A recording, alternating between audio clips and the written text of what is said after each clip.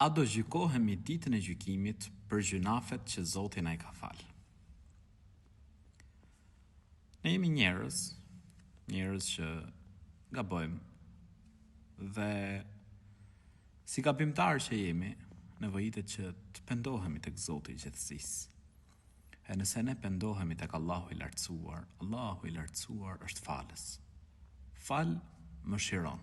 Zoti I gjithësisë thot në Kur'an: "Wa inni laghaffarun liman taba wa amana wa amila salihan thumma ihtada."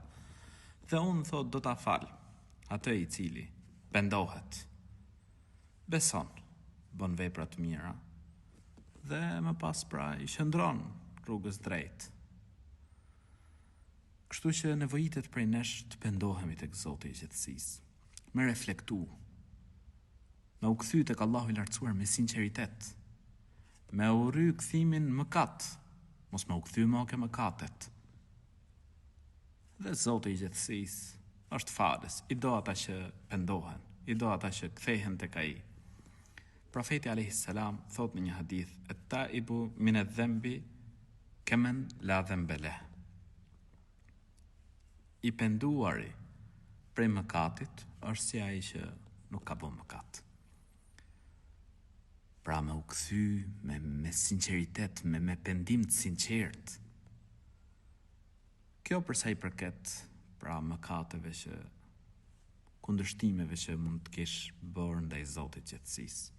E përsa I përket të drejtave të njerëzve, për shembull dikujt I ke marrë pasurinë padrejtësisht, krahas pendimit duhet edhe me ja shly, me ja kthy hakun atij që I ke po padrejtësi.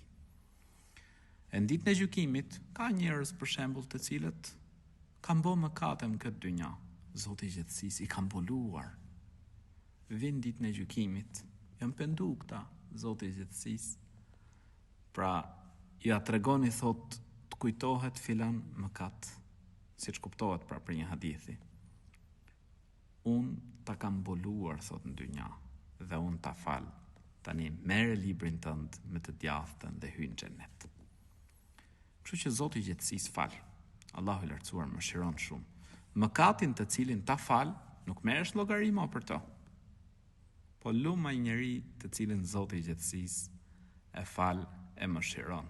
Allahu na boft prej atyre që hyjnë në mëshirën e Tij dhe hyjnë në xhenet. Amin.